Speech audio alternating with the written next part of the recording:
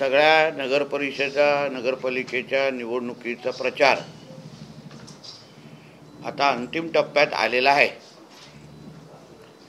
1 तारीख रात्री 10 वाजता हा प्रचार संपणार आहे आणि 2 डिसेंबरला या चारही शहरांचे नगराध्यक्ष आणि नगरसेवक कोण असणार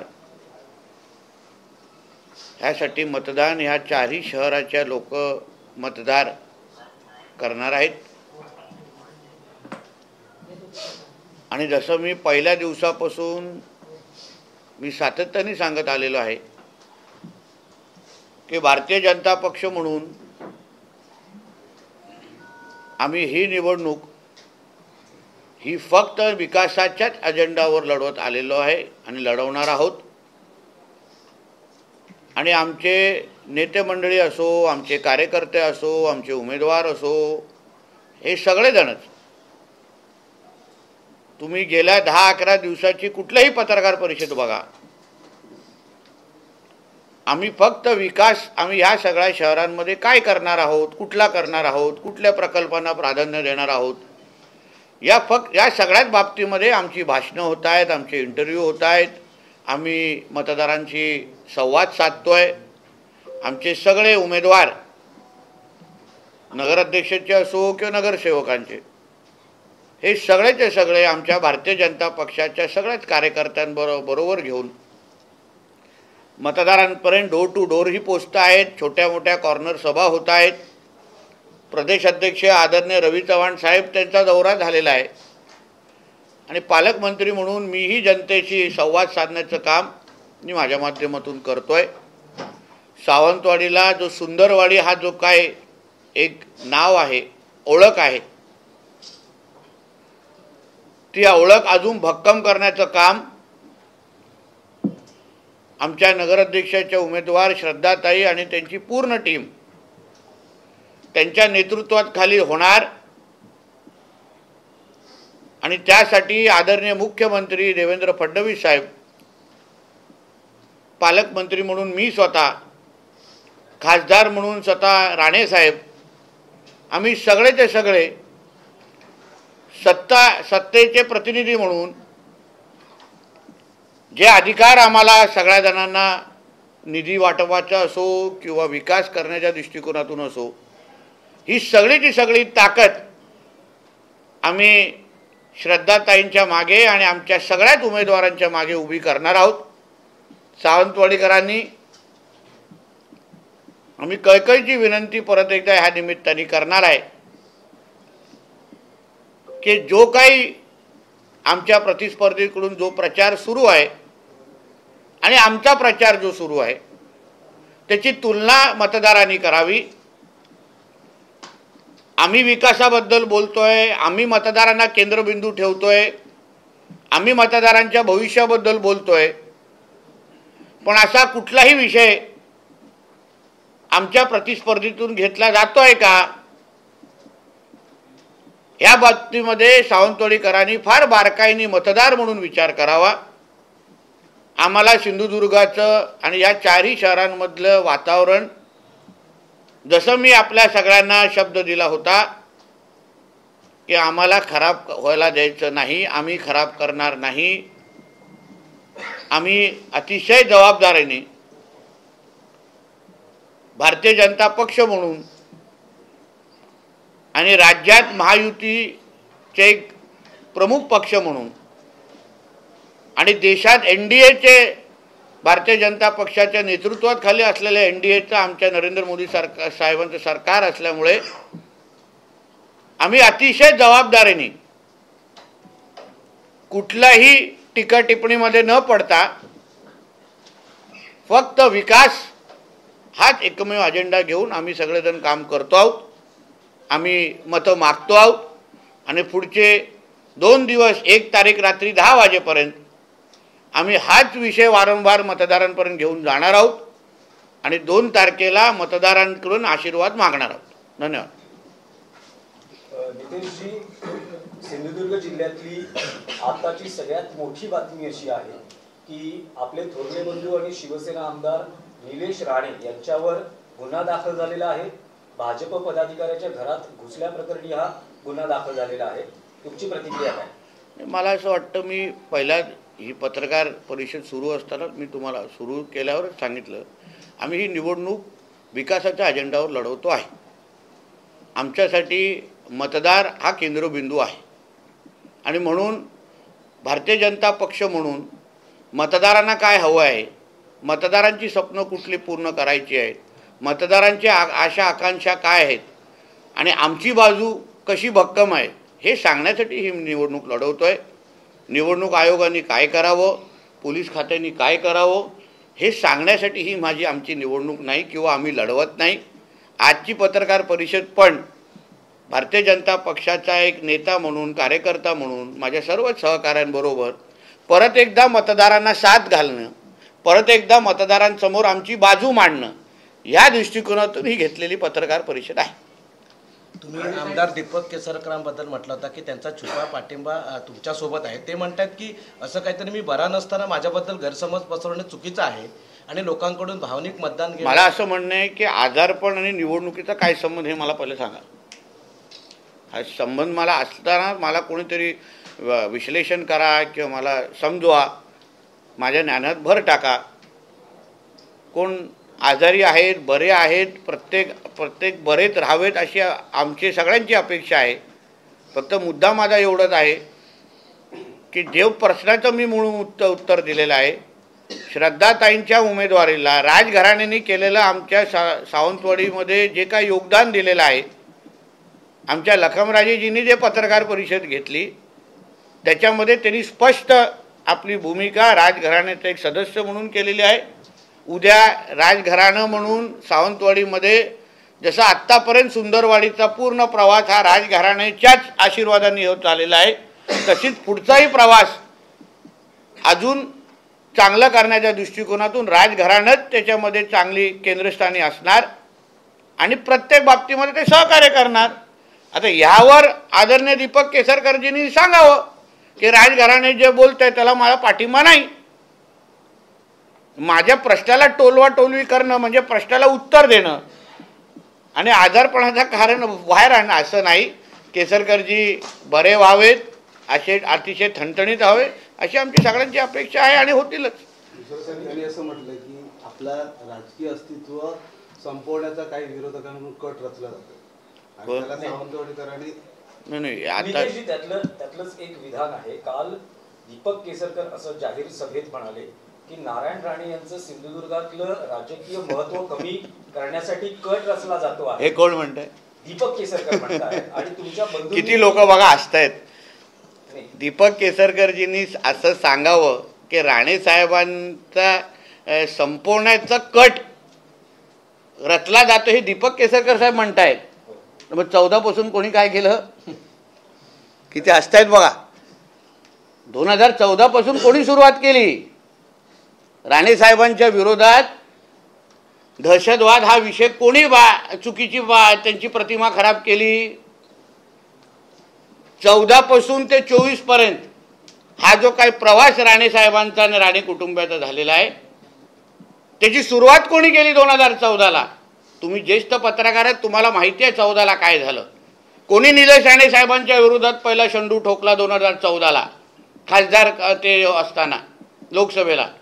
आणि तेच म्हणतायत, म्हणून हसायला आलं, तेच म्हणतायत की राणे साहेबांना संपवण्याचा कट रचला जातोय.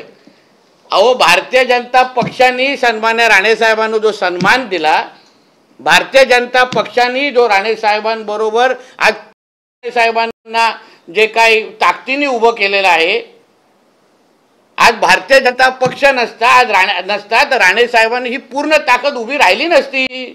तेव्हा हेच सगळे विरोधात होते राणे साहेबांना संपवण्यासाठी. पण भारतीय जनता पक्ष आमच्यावर उभा राहिला. भारतीय जनता पक्षाने मान सन्मानाने साहेबांना पक्षामध्ये घेतलं. भारतीय जनता पक्षाने साहेबांना खासदार बनवलं. भारतीय जनता पक्षानेच आम्हा लोकांना, आम्ही असो आमचे सहकारी असो, आम्हाला बरोबर घेतलं, आशीर्वाद दिला, प्रत्येकाला पदं दिली.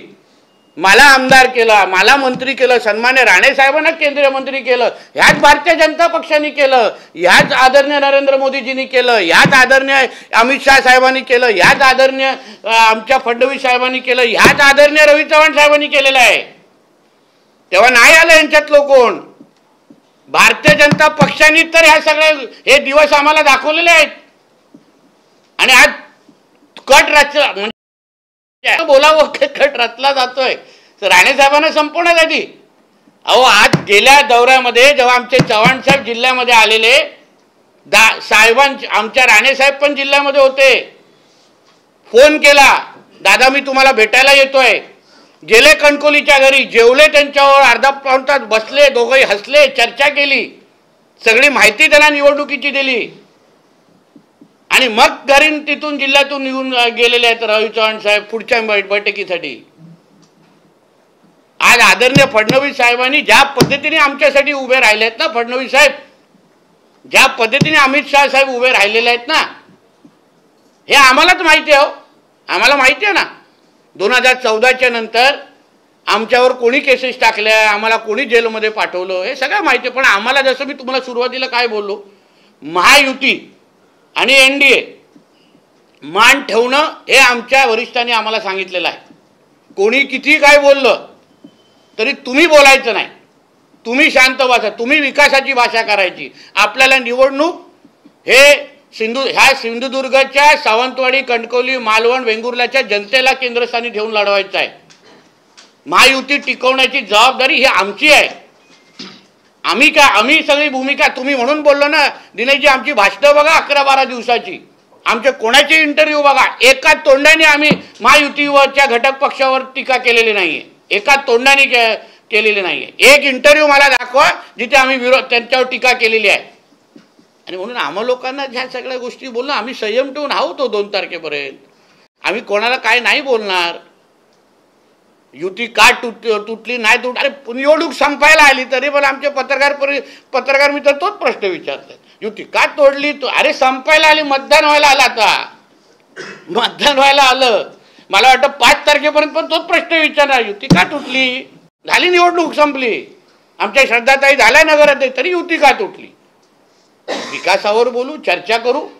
आता मला सांगा, युती तुटण्याची काय कारणं होती, कोणची काय चर्चा होती. सावंतवाडीचा नगराध्यक्ष शेवटचा कुठल्या पक्षाचा होता, काय कुठल्या पक्षाचा होता?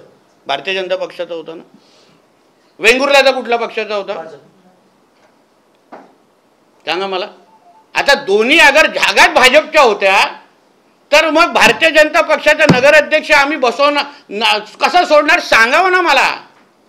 शिवसेनेचा असेल, पोटनिवडणूक आम्ही मोजत नाही. अरे पोटनिवडणूक म्हणजे निवडणूक असते भारतीय जनता पक्षाचा, मग ते जागा आम्ही कशी सोडायची मला सांगा मला.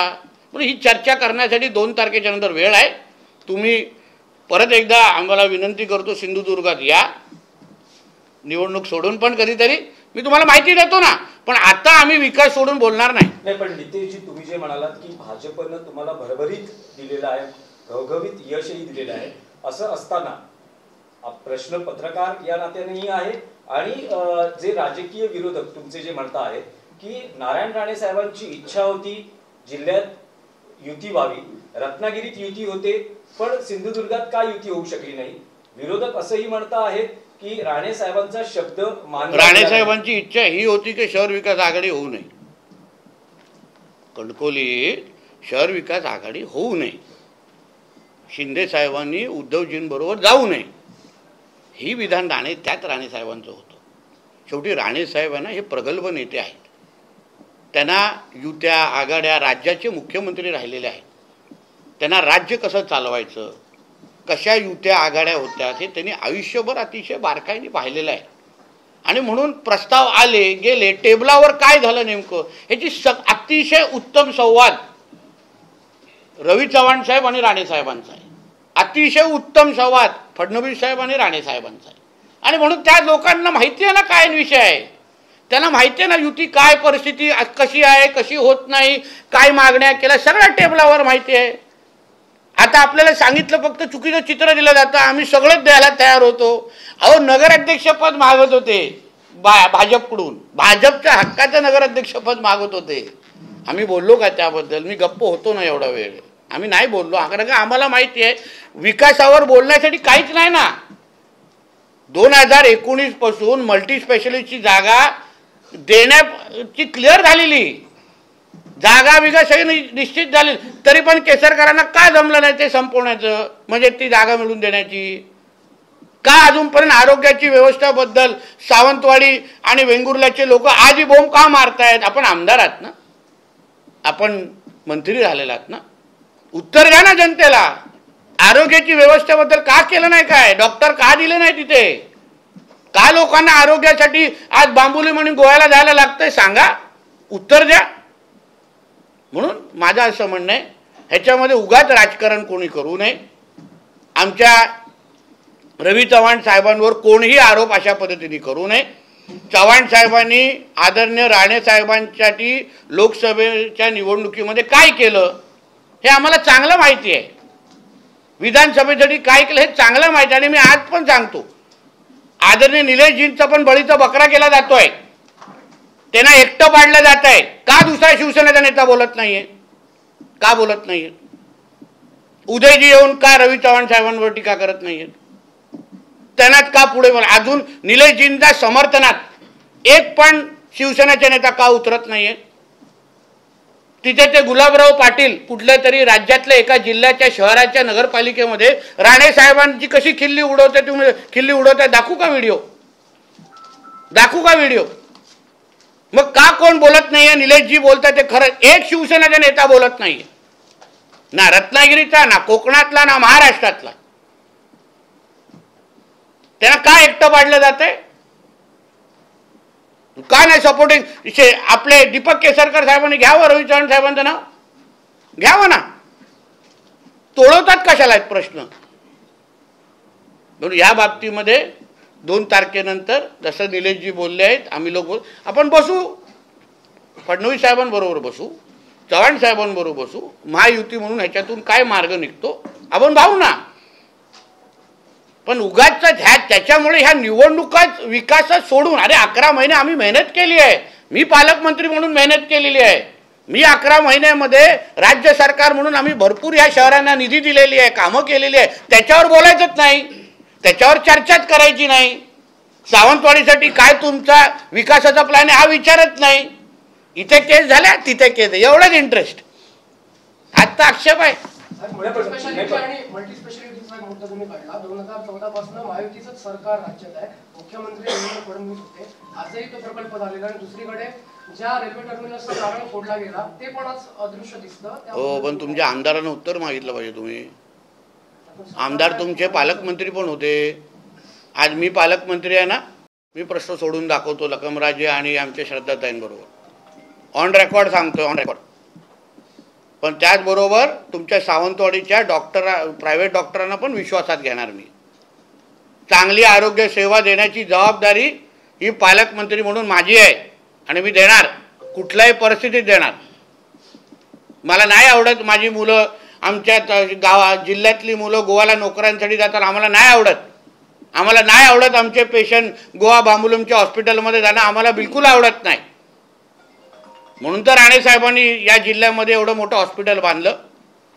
आणि म्हणून ज्या ज्या पद्धतीने पाहिजे त्या त्या पद्धतीची आरोग्य शासकीयची व्यवस्था आहे. आज पालकमंत्री अधिकार माझ्याकडे, मी तुम्हाला निश्चितपणे नीट करून दाखवू. दीपक केसरकर असं म्हटलं की गेली 30 वर्ष सावंतवाडी शहर मी शांत ठेवलं, विकास केला, त्यामुळे आता चुकीच्या लोकांच्या हातात तुम्ही सत्ता घेऊ नका. काय झालं? अशांत असं काय झालं? कृपया मला सांगा. तुम्हाला कुठला एक घटना रिपोर्ट करायला लागली? एक तरी घटना कुठल्या तरी रिपोर्ट करायला लागली? आज मी जिल्ह्याचा पालकमंत्री आणि कॅबिनेट मंत्री आहे राज्याचा. हा माझा जिल्हा आहे, ज्या जिल्ह्याचा पालकमंत्री मी आहे. माझ्या जनतेला शांततेत आणि सुखाने ठेवण्याची नैतिक आणि सर्वात पहिली जबाबदारी माझी आहे. पोलिसांच्या माध्यमातून कोणालाही माझ्या जिल्ह्यामध्ये कुठलंही चुकीचं करायला मीच देणार नाही, जबाबदारी माझी आहे. म्हणून दीपकजी केसरकर साहेबांनी निश्चिंत राहावं.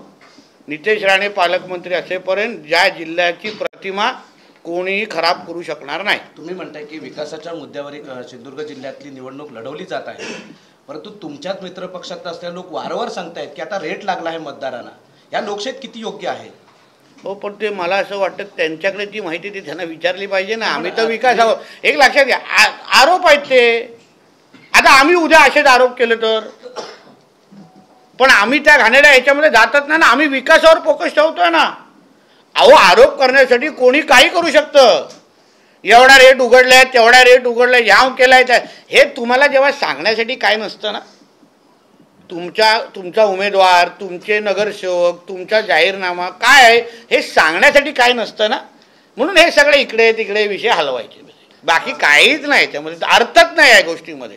तुम्ही सांगा ना लोकांना तुम्ही काय करणार आहात, लोक समाधानी होतील. असे आरोप कोण बेछूट आरोप कोण पण करू सुटणार. द्या पुरावे. इलेक्शन आपलं इलेक्शन कमिशन दखल घेईल.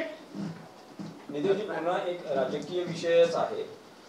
मुद्दा असा आहे की निलेश राणे असं म्हणता आहे की सिंधुदुर्गात युती झाली नाही, यासाठी त्यांनी जबाबदार धरला आहे प्रदेशाध्यक्ष रवींद्र चव्हाण यांना. राणे कुटुंबावर काही पर्सनल राग आहे, त्यातूनच ही युती झाली नाही. आणि 2 तारखेनंतर मी युती बाबतीत बोलेन असं जे रवी चव्हाण म्हणाले, ते म्हणाले ही स्ट्रेट वे धमकी आहे. असं आहे ना दिनेशजी, आम्हाला आमच्या जिल्ह्याच्या निवडणुकांना विकासावर लढवायचं आहे. असं आहे, म्हणून आम्ही विकासावरच उत्तर देणार. ह्या बाबतीत आता मी तुम्हाला काय बोलू, निवडणूक संपायला आलेली आहे तरी तुमच्याकडे तो जो काही चिंगम अडकला आहे ना ते तुम्ही काढत नाही आहात. युती का झाली नाही, युती हे झाले, त्याची उत्तर देण्यासाठी 2 तारखेच्या नंतर आहे ना. आता जनतेच्या अपेक्षा आमच्याकडून वेगळ्या आहेत. राज्यकर्ते म्हणून, कार्यकर्ते म्हणून लोक फार बारकाईने बघतायत की तुम्ही माझ्यासाठी काय करणार आहात. पुढची 5 वर्ष, 2 डिसेंबर 2025ला होणारं मतदान पुढच्या 5 वर्षानंतर होणार आहे. मध्ये मतदारांना कुठलीच संधी नाही. आम्हाला संधी आहे 4 तारखेला तुम्हाला उत्तर द्यायला, 5 तारखेला उत्तर द्यायला, 6 तारखेला उत्तर द्यायला या सगळ्या युत्या आणि आघाड्याबद्दल. पण जनतेला त्यासाठी 5 वर्षासाठी एकच तारीख मिळणार आहे. ती कशाला आम्ही त्यांच्या हातातून घालून देऊ. पहिला जनतेच्या इच्छा आकांक्षा आम्ही पुरं करणार आणि मग 2 तारखेच्या नंतर काय बोलायचं ते बोलणार. आम्हाला काही, आम्ही कुठेही पळून जात नाही. प्रत्येक प्रश्नाचं उत्तर देऊ, फक्त ते 2 तारखेच्या नंतर. ही निवडणूक कोणी कितीही प्रयत्न केलं, कोणी कितीही जोर लावला, कोणी कितीही स्वतःचा पत्रकारितेचा अनुभव वापरला, पण आम्ही ही निवडणूक विकासाच्या अजेंड्यावरून जाऊन देणार नाही. 2 तारखेनंतर महाराष्ट्राच्या राजकारणात काही वेगळं घडू शकतं का? 2 तारखेनंतर, 2 डिसेंबर नंतर महाराष्ट्राच्या राजकारणात सिंधुदुर्गाचे 4चे नगरपालिका हे भारतीय जनता पक्ष स्वबळावर लढणार, हेच वेगळा होणार. पण महाराष्ट्रात काही असं सगळे भारतीय जनता पक्षाचे जास्तीत जास्त नगरसेवक निवडून, नगराध्यक्ष निवडून होणार, हेच वेगळा होणार. इतिहास घडणार आहे 3 तारखेला. नाही म्हणजे ही सुरुवात आहे स्वबळाची. नाही, जिथे जिथे आम्ही स्वबळावर लढतोय, जिथे आम्ही स्वबळावर लढतोय भारतीय जनता पक्ष म्हणून, तिथे आमचा कमळ चिन्हाचा नगराध्यक्ष निवडून येणार. काही जागे आम्ही महायुती म्हणून लढतोय. उदाहरण रत्नागिरीमध्ये महायुती म्हणून लढतोय, तिथे महायुतीचा नगराध्यक्ष येणार. म्हणजे हाच तो इतिहास 3 तारखेच्या नंतर घडणार आहे. हे तुम्हाला कळलंच नाही गुगली आमच्या चव्हाण साहेबांची, तुम्ही शोधत बसलाय त्याच्यात काय ते. सिंधुदुर्ग पॅटर्न तो त्यावेळी घेण्याचा तो निर्णय हो. आम्हाला या आमच्या कार्यकर्त्यांनी, प्रदेशच्या लोकांनी जे काय आम्हाला लोकांनी चर्चेतून आम्हाला जे निष्पन्न झालं त्याप्रमाणे आम्ही सगळेजण लढतोय. रत्नागिरीमध्ये वेगळी परिस्थिती आहे, रायगडमध्ये वेगळी परिस्थिती आहे, पालघरमध्ये वेगळी परिस्थिती आहे, ठाण्यामध्ये वेगळी परिस्थिती आहे. त्या जिल्ह्याच्या अनुसार लढू ना आपण. उद्या राज्याचे उपमुख्यमंत्री सिंधुदुर्गात प्रचारासाठी येत आहेत. राज्याचे मुख्यमंत्री फक्त 3च ठिकाणी येत आहेत, आमच्या कणकोलीत येत नाही. जरा विचारा, सांगा ना कणकोलीत यायला. उद्धवजींच्या जिल्हा प्रमुखांसाठी प्रचार करण्यासाठी एकनाथ शिंदे साहेब आमचे वरिष्ठ नेते आहेत, फार ज्येष्ठ नेते आहेत. त्यांना सांगा आमच्या कणकोलीत पण या. शहर विकास आघाडी आणि उद्धवजींच्या जिल्हा प्रमुखांसाठी निवडणूक मतदान मागण्यासाठी तिथे काय येत नाही. 3च जागी ऐकलं मी ठिकाणी आहे, 3च जागी प्रचार आहे त्यांचा. तुमचे जवळचे संबंध विचारा त्यांना. पण कणकवलीत काय येत नाही तुमचं काही विश्लेषण त्यांना विचारायला पाहिजे ना. मग आम्हाला आमची 3 जागी कार्यकर्ते नाही, मग तिथे का नाही. कणकोलीत उद्धवजींच्या जिल्हा प्रमुखांसाठी काय येत नाही आहे? पॅनलमध्ये उभाटा, शिंदे सेना सगळे आहेत तिथे. राणेसाहेब, सिंधुदुर्ग जिल्ह्यात म्हटलं की 2014 पासून ते 24 पर्यंत लोकांनी दहशतवाद, भ्रष्टाचार हे सगळ्या मुद्द्यांवर निवडणुका भावनिक मुद्द्यावर लढवल्या गेल्या. लोकसभेमध्ये नारायण राणेंना भरभरून लोकांनी इथल्या मतदान केलं, विधानसभेत तुम्हाला महायुतीला मतदान केलं. लोकांना इथली अपेक्षा सिंधुदुर्गवासियांना आहे विकासाच्या मुद्द्यावर निवडणूक व्हावी. तुमचे आरोप प्रत्यारोप आम्हाला नको. मग आता या निवडणुकीला वारंवार भावने विकासाचे मुद्दे सोडून भावनेच्या मुद्द्यावर तुम्हाला मी माझ्या प्रचार प्रमुख बनवणार. माझी भाषा बोलताय तुम्ही. भावनेच्या हेच तर मी बोलतोय पत्रकार परिषदेमध्ये. याचं नाव लिहून घे रे बाबा. एकनाथ शिंदेजींच्या सभेला उत्तर देण्यासाठी हे, तर हेच तर मी बोलतोय ना. अरे बाबा, विकासाच्याच अजेंडावर लढवायचं. सांग ना तुझ्या मुंबईच्या मित्राला. पण साहेब, इथे असं होतंय की काय हो म्हणजे काय हो, तर प्रत्येक वेळी कट रचला जातोय म्हटलं जातंय, आम्हाला संपवलं जात आहे. हे मुद्दे आणून लोकांना काय ते कन्फ्युज केलं जात आहे. त्या दीपक केसरकर यांचं असंही म्हणणं की राणेसाहेब प्रचारात दिसत नाहीये. हो, कारण का तो राणेसाहेबांनी घेतलेला निर्णय. राणेसाहेब ज्येष्ठ नेते आहेत, त्यांनी ठरवावं कुठे प्रचार करावं का नाही करावं. त्या दिवशी कणकवलीच्या आमच्या सगळ्या उमेदवारांना भेटले, आशीर्वाद पण दिले. ठरवलं ना त्यांनी. जो राणेसाहेबांचा प्रश्न आहे, राणेसाहेब टॅक्स फ्री आहेत. नितेश साहेब, एक स्थानिक प्रश्न आहे. राणेसाहेब, धन्यवाद. स्थानिक प्रश्न आहे. आपण ज्या संस्थांच्या राजवाड्यात आहात, ह्या संस्थांचा कारभार बापूसाहेब महाराजांनी चालवला आणि त्याला महात्मा गांधींनी रामराज्य म्हटलं. या संस्थांवर आज तगायत कोणी वाकड्या नजरेने पाहिलं नव्हतं. कोणी युवराज असो, राजेसाहेब असो, त्यांना मानाचा मुद्राच केला जात होता. त्या संस्थांवर या निवडणुकीच्या निमित्ताने आज टीका टिप्पणी होते. कसं पाहताय आपण? दुर्दैवी आहे, अतिशय दुर्दैवी आहे. कारण का ह्याचं कारण असं आहे, राजघराणं हे राजकारणाच्या पलीकडचं आहे. त्यांचं स्थान सिंधुदुर्गांसाठी किंवा सावंतवाडीसाठी हे राजकारणाच्या पलीकडचं आहे. मी वारंवार ह्या निवडणुकीमध्ये माझी भाषणं बघा, आमचे इंटरव्ह्यू बघा, मी वारंवार सांगतोय. श्रद्धाताई असतील, लखमराजे असतील किंवा राजघराण्याच्या प्रत्येक व्यक्तीने आज ज्या सावंतवाडीमध्ये आपण उभे आहोत, ह्यांनी आपलं योगदान दिलं नसताना आज आपण या सावंतवाडीमध्ये उभे पण नसतो. म्हणून ह्या राजघराण्याच्या घरातला एक व्यक्ती जेव्हा अगर निवडणुकीसाठी लढत असेल, तेव्हा जाऊन आपण टीका टिप्पणी करतोय, त्यांच्यावर टीका करतोय. उद्या अगर यांनी त्या काळात, उद्यापेक्षा त्या काळात अगर ठरवलं असतं की आम्हाला सावंतवाडीकडे काहीच करायचं नाही, तर झालं असतं का? सावंतवाडी घडली असती का आपली? म्हणून ह्यांच्यावर टीका करणं म्हणजे सावंतवाडीच्या अस्मिता आणि स्वाभिमानावर टीका करण्यासारखी बाब आहे. आणि म्हणूनच त्याची दखल माझ्या पलीकडे सावंतवाडीची जनता निश्चित पद्धतीने घेणार. आज श्रद्धाताई प्रत्येक घराघरापर्यंत पोचलायत, प्रत्येकाशी संवाद साधतायत. प्रत्येक जण त्यांना आपल्या घरातली मुलगी आणि सून म्हणून त्यांना स्वीकारतायत, त्यांना आशीर्वाद देत आहेत. आणि त्याच आपुलकीने प्रत्येकाशी भेटतात. त्यांना भेटल्यानंतर कोणच आता त्यांचे एवढे म्हणजे सावंत आता पण त्या फिरतायत, कोणच बोलणार नाही ह्या राजघराण्यातला आहे. एवढ्या सामान्य व्यक्तीसारख्या आमच्या श्रद्धाताई सगळ्यांची बोलतायत, चर्चा करतायत. लखमराजेजी दिवस रात्र भारतीय जनता पक्षासाठी काम करतायत, मेहनत करतायत. प्रत्येक परवा त्यांची झालेली पत्रकार परिषद फार बारकाईने बघा, ऐका. आणि म्हणून या सगळ्या गोष्टी आज राजघराण्याच्या बाबतीवर नुसतं घाणेरडं राजघराणं संपलं, ह्याचं उत्तर 3 तारखेला भेटेल. साहेब, सावंतवाडी शहराची लोकसंख्या दिवसेंदिवस वाढत असली तरी सह्याद्री पट्ट्यातील अनेक लोक या ठिकाणी येऊन स्थायिक होतात. मात्र या ठिकाणचे युवक आहेत, सुशिक्षित बेरोजगार आहेत, ते पुणे, गोवा, मुंबई येथे स्थलांतरित होतात. काही लोक अपडाऊन इकडनं गोव्यात नोकऱ्या करतात. रस्त्यात त्यांचे अपघात होतात. एकुलते एक कुटुंबातला करता मुलगा त्याच्या अपघातात बळी ठरतो. या ठिकाणी चांगलं हॉस्पिटल नाही, त्याचप्रमाणे या ठिकाणी रोजगार पण नाही. रोजगारासाठी कुठं आपलं याच्यामध्ये दोडागामध्ये आडाळी MIDC आहे, त्याबाबत आपलं काय धोरण असणार? आणि हॉस्पिटल मल्टीस्पेशालिटी हॉस्पिटल बाबत ठराविक टाइम बॉम्ब काय असणार? असं आहे की रोजगाराच्या दृष्टिकोनातून आपण या सरकारच्या पहिल्या वर्षामध्ये आहोत, पुढची 4 वर्ष आहेत. आणि पुढची 5 वर्ष माझ्या खात्याच्या दृष्टिकोनातून तरी अगर तुम्ही पाहिलं, मी आज बंदर विकास मंत्री पण आहे, आपल्याकडे रेडी बंदर आहे, गोवा शिपयार्ड आपल्या इकडे प्रकल्प लावण्यासाठी इथे 400 एकरच्या शोधत आहेत, ते लोक इथे हे करणार आहेत. काही बोटी बनवण्याच्या ज्या बॅटऱ्या लागतात बोटी चालवण्यासाठी त्यांची फॅक्टरी आपण इथे आणतो आहे.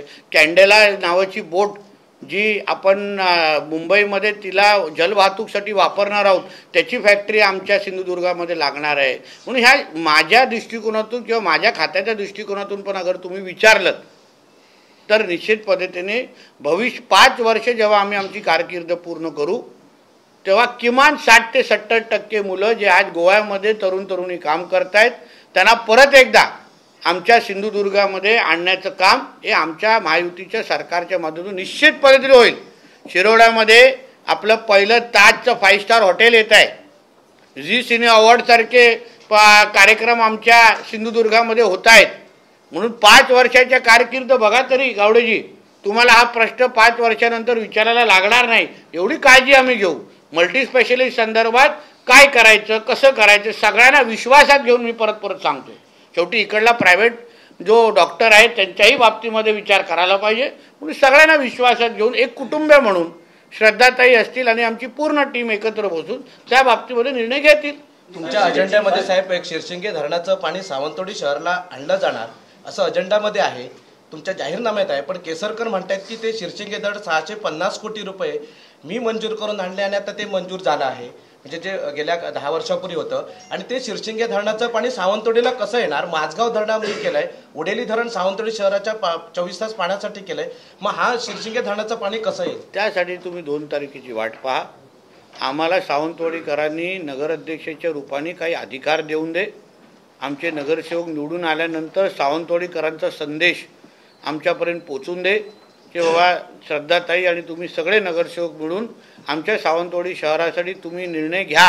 हा अधिकार एकदा सावंतवाडीकरांनी आम्हाला देऊन दे आणि मग नंतर हे सगळे प्रश्न सोडवण्याच्या दृष्टिकोनातून पुढची 5 वर्ष आहेत. शेवटी आपण सत्तेचे आम्ही सहभागी आहोत. जसं लखमराजींनी पण काय बोलले त्या दिवशी, आम्ही बसणार नाही एकत्र, दीपकजी आणि आम्ही 2 तारखेच्या नंतर बसणार होतो एकत्र. म्हणून काय बोललो, अंदर की बात है, कितींदा बोलू तुम्हाला, आम्ही बसणार एकत्र चर्चा करून हे सगळे विषय एकत्रच मिटवणार आहेत.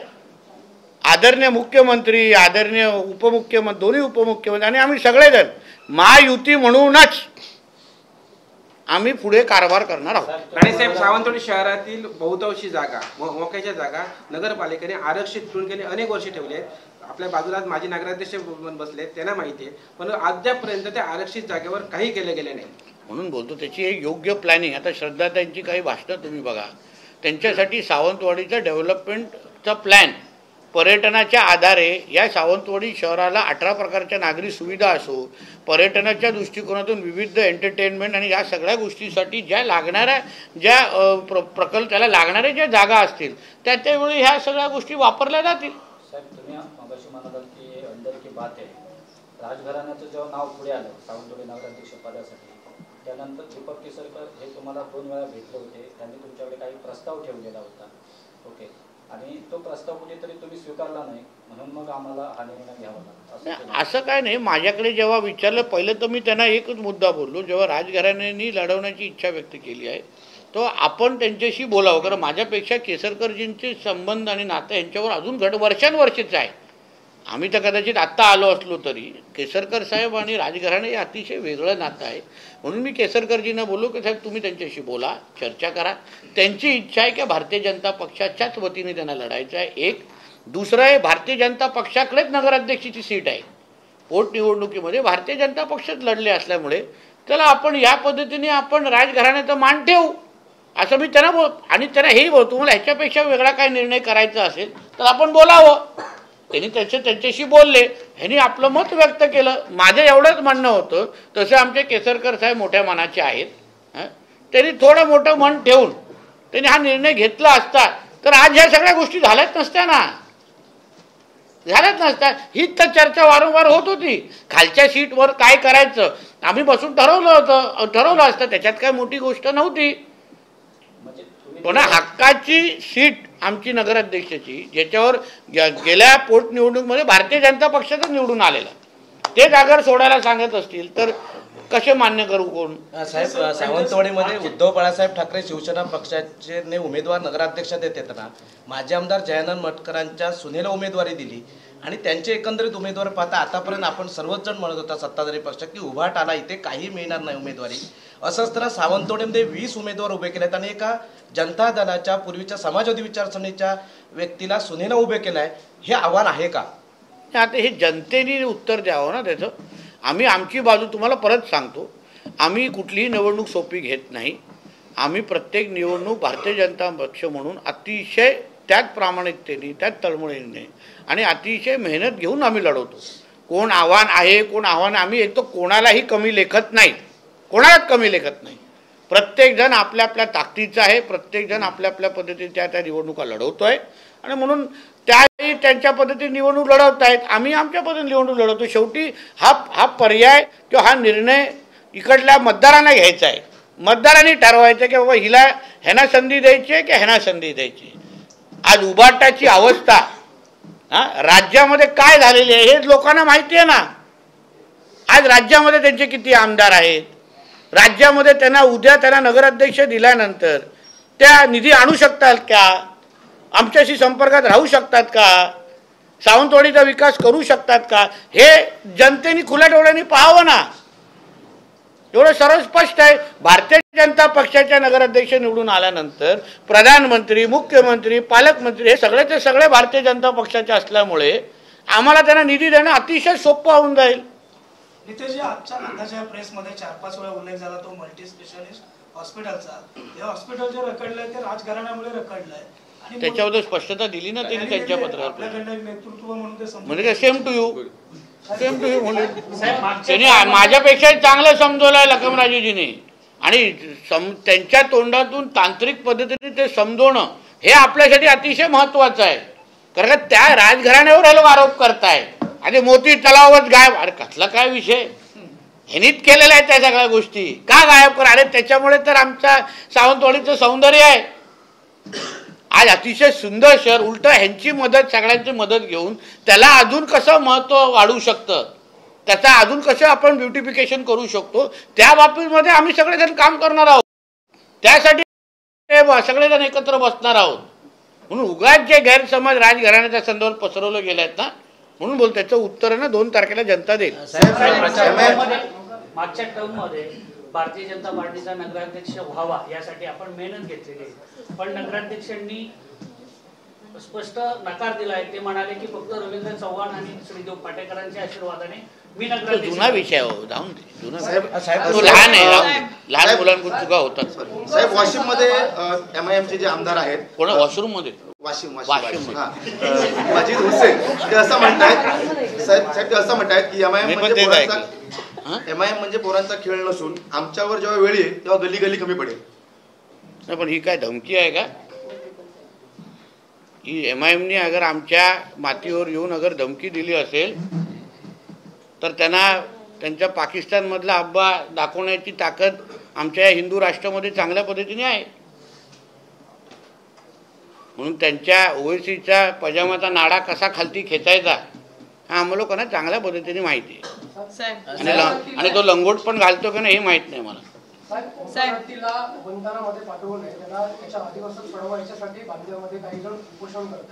त्याची मागणी माझ्याकडे येऊन दे. काही गोष्टी मलाही त्यांच्याशी संवाद साधायचा आहे.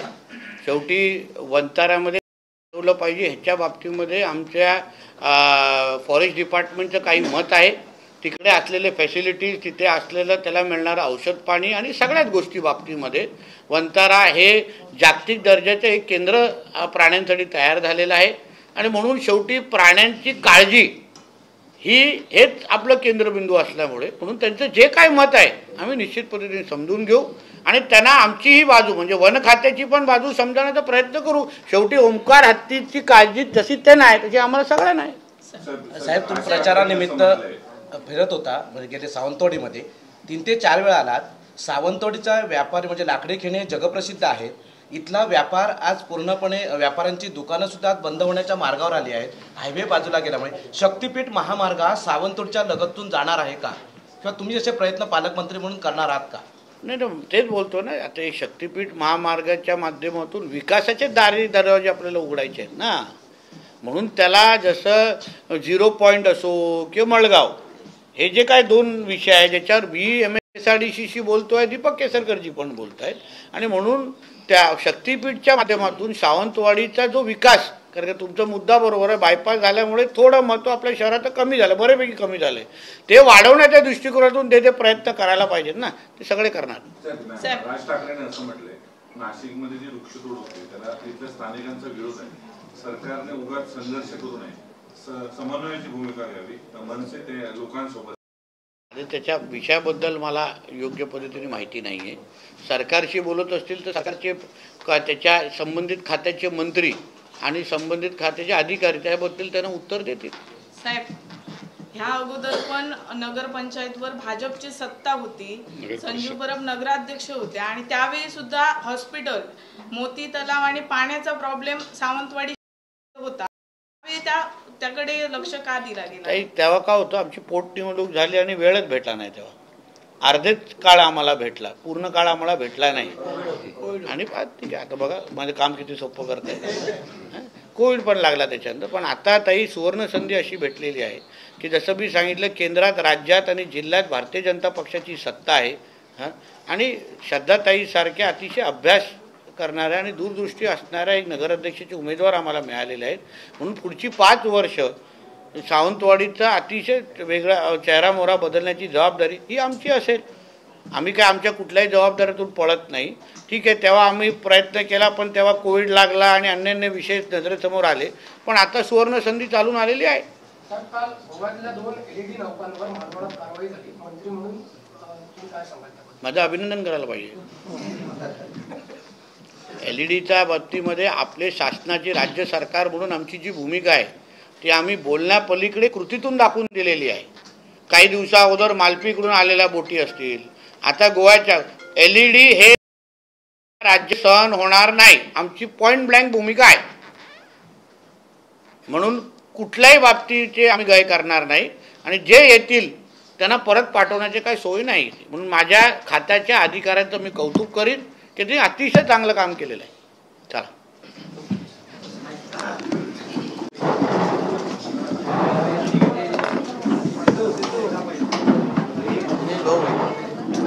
चला येऊ का?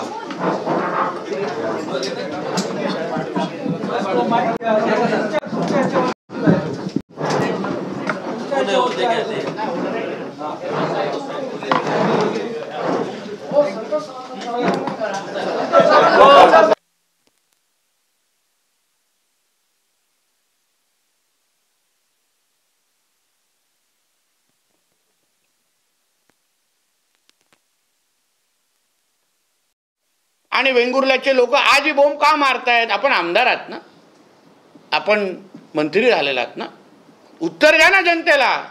आरोग्याची व्यवस्थेबद्दल का